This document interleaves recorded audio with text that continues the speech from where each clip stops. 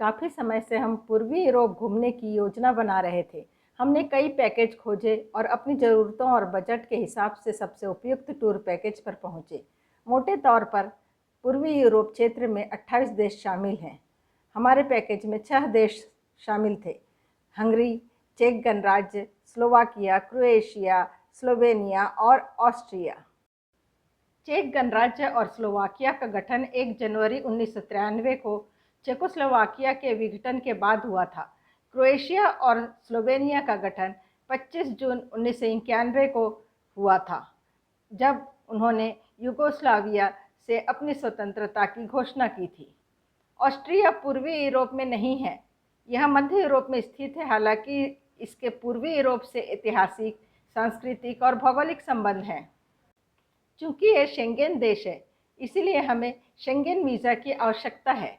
Budapest हमारा पहला यात्रा देश था, इसलिए हमने नई दिल्ली स्थित हंगरी दूतावास से वीज़ा के लिए आवेदन किया। सभी अनिवार्य दस्तावेज जैसे फ़्लाइट बुकिंग, होटल बुकिंग, यात्रा कार्यक्रम, पर्याप्त शेष राशि दर्शाने वाला बैंक स्टेटमेंट और अन्य वित्तीय साधन और एक मजबूत कवरिंग लेटर जमा कर दिए। हालांकि यह एक सर्वसमावेशी पैकेज था।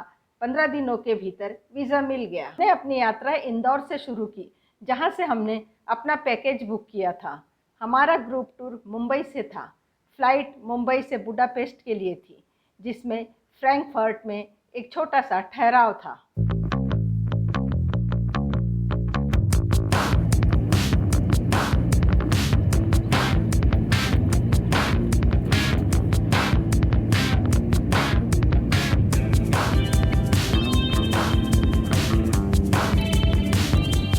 हम दोपहर में बुडापेस्ट एयरपोर्ट पहुंचे, जहां बस इंतजार कर रही थी।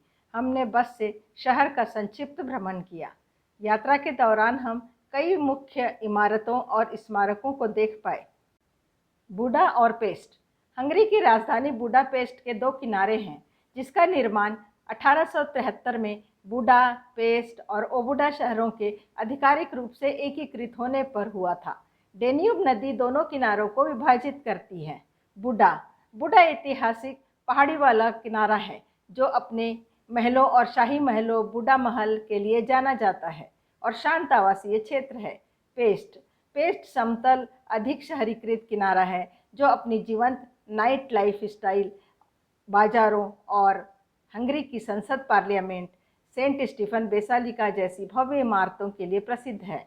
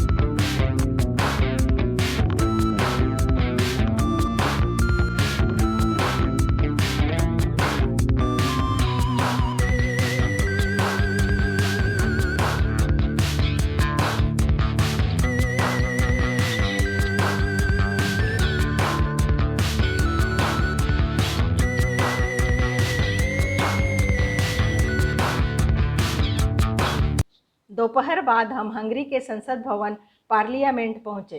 हंगरी संसद भवन हंगरी की राष्ट्रीय सभा का मुख्यालय है और एक उल्लेखनीय स्थल और बुडापेस्ट का एक लोकप्रिय पर्यटन स्थल है। यह शहर के पेस्ट क्षेत्र में डेन्यूब नदी के पूर्वी तट पर स्थित है। इसे हंगेरियन वास्तुकार इम्रे स्टिंडल ने नवगॉथिक शैली में डिज़ाइन किया था और 1902 में इसका उद्घाटन किया गया था। अपने निर्माण के बाद से यह हंगरी की सबसे बड़ी इमारत रही है। हमने संसद भवन के आसपास कुछ समय बिताया और कुछ खूबसूरत तस्वीरें खींचते हुए और डैन्यूब नदी के मनोरम दृश्यों का आनंद लेते हुए बिताया। उसके बाद हमने एक भारतीय रेस्टोरेंट में दोपहर का भोजन किया और होटल में चेक इन किया, जो पास में ही था। शाम को हम सेंट स्टीफन्स बेसिलिका गए, जो हमारे होटल के बहुत पास था। भारी बारिश के कारण हम ज़्यादा घूम नहीं पाए और होटल लौट आए।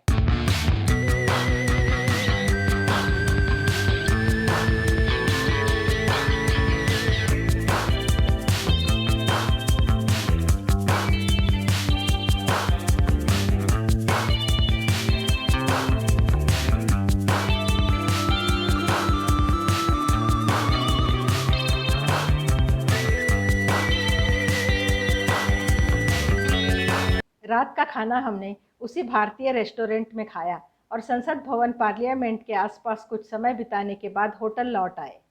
बुडापेस्ट में यह हमारा पहला दिन था। अगले दिन की यात्रा में Heroes Square, Buda Castle, Fisherman's Bastion, Matthias Church और डैन्यूब नदी की सैर शामिल थी, जिसका अलग वीडियो है।